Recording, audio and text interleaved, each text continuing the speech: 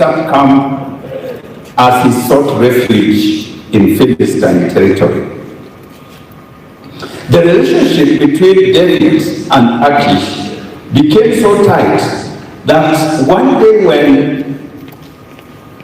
King Achish was going to fight Israel, David offered himself to also accompany them to go and fight Israel.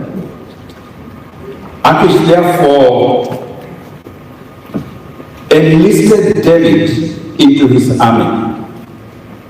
But in chapter 29, verse number 4, when the Philistine commanders heard about this, that David was part of the team that they were going to fight with, the Bible says in verse 4, but the Philistine commanders were angry with the king and said, send the man back that he may return to the place you assigned him. He must not go with us to battle, or he will turn against us during the fight. How better would he regain his master's favor than by taking the heads of our own men? So they refused to enlist David into their army. So Achish called David and gave him the bad news that he could not go with these people to war. Now, David responds in chapter 29, verse 8 and says, but what have I done? What have you found against your servant from the day I came to you until now? Why can't I go and fight against the enemies of my Lord the King? Now, when I read that particular text, one of the questions I ask myself is, David was a worshipper of Jehovah.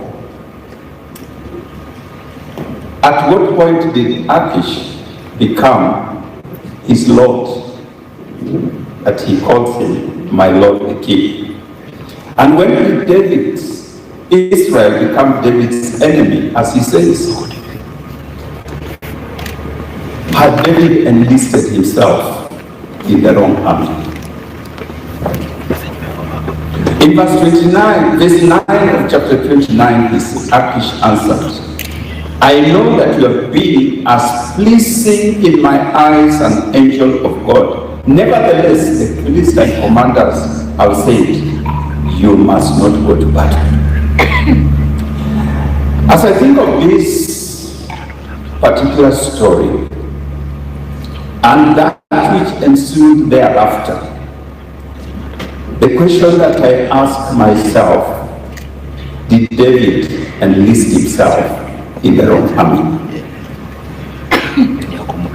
Had he become so comfortable with the Philistines that he was willing to go and fight the people of God?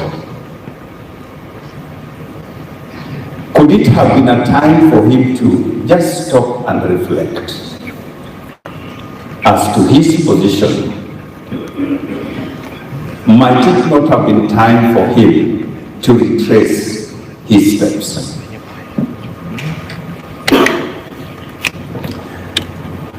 I want to propose to us that many times as we go through life, we get ourselves engaged with all kinds of things. And many times we become so comfortable in the things of this world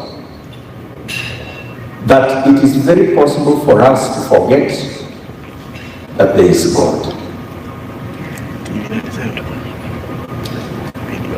And so for me, when I get into times of challenges, of difficulties, situations that are unexplainable, one of the things I constantly ask myself is, where is God in this? And what could he be saying in this situation?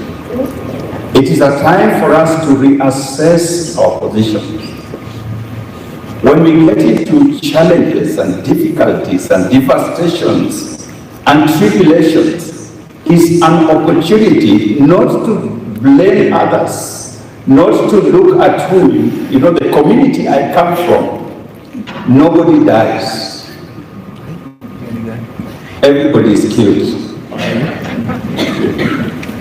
I still remember many years ago, as a young man, one of the very close friends of my father was a senior chief, Muganda.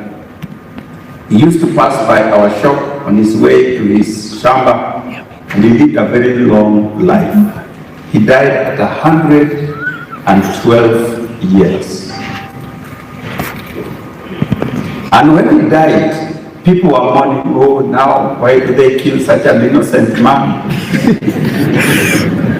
What did he do to anybody? This has been so nice.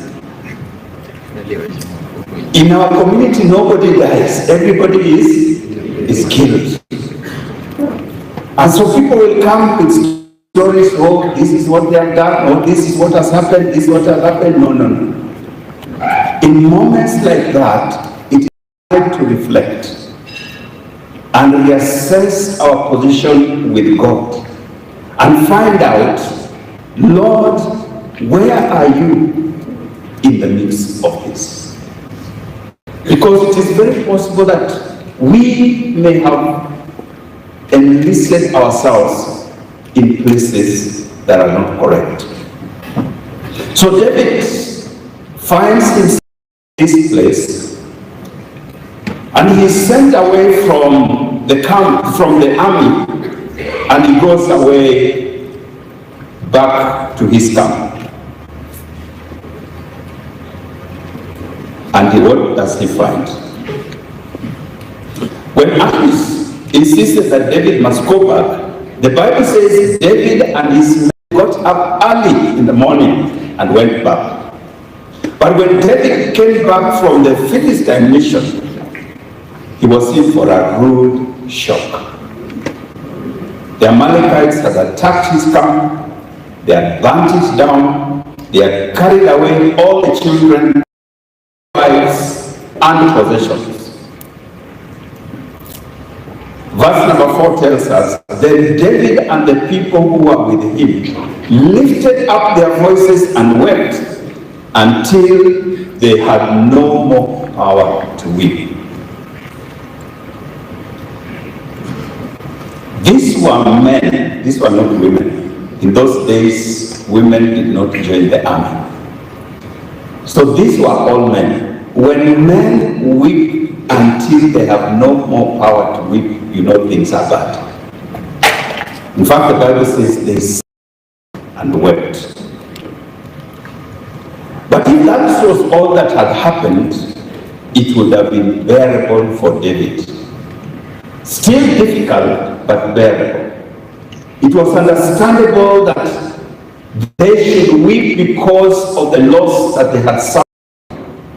That they should weep because of the loss of their children, of their wives, of their possessions that had been taken away. To use Kenya's language, they had been abducted. The children and the wives. So they had a reason to sit down and cry. But for David, something else happened. These weeping men did not stop at their weeping. Bible tells us in verse number 6, now David was greatly distressed, for the people spoke of stoning him, because the soul of all the people was grieved, every man for his sons and for his daughters. With the little strength that these men who are weeping, the strength that was left, they stood up and they planned to stone David. This was terrible. David's world had just him, Achish, his friend, had just rejected him. The Amalekites had taken his wives and children and burnt down their camp. And now his own army was ready to kill him. What was David to do?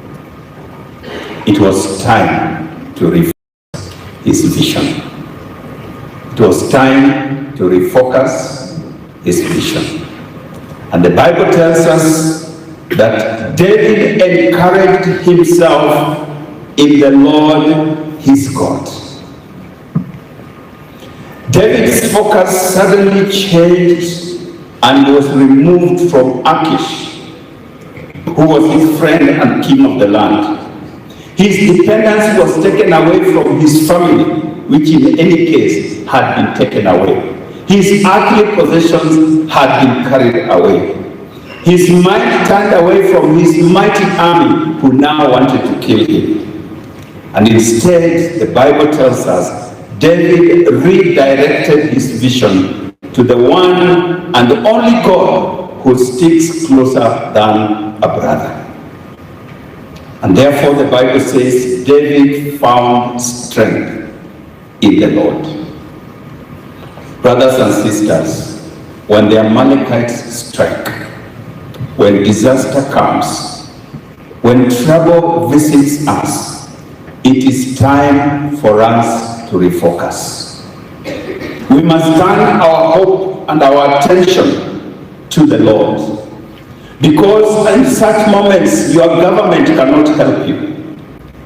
Our families cannot help us. Our friends cannot help us. Our earthly possessions cannot help us in those moments.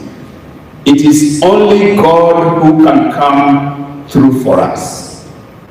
Worse still, sometimes the very people who you thought would stand with you are the same ones who pick stones and want to kill you, want to finish you. In such moments, we must lift up our eyes, not to the hills, but to the Lord, who is the maker of heaven and of earth. It is from him and him alone that we can find help in times of trouble. The third thing that we must do is to reclaim our possessions. When the Amalekites struck and took away everything, David was left with the sobering reality that he had lost everything. But with his vision refocused on God, and his strength renewed, the Bible says in chapter 30, verse 7, then David said to Abiathar the priest, Ahimelech's son, please bring the ephod here to me. And Abiathar brought the ephod. So David inquired of the Lord, saying, shall I pursue this troop? Shall I overtake? And he answered him, pursue, for you shall surely overtake them, and without fail you shall recover. David did not resign himself to his fate. He realized that in spite of everything that has happened, life has to continue. We have to get back to reality of life. And David did not stay weeping for that which he had lost. David asked for God's help and strength and wisdom to go and restore the lost fortunes before him. He asked the Lord if he should pursue the enemy, and God's answer was short and simple. Pursue, for you shall surely overtake them, and without fail you will recover. And with that word of assurance, David went in the strength of the Lord and recovered all that the enemy had taken.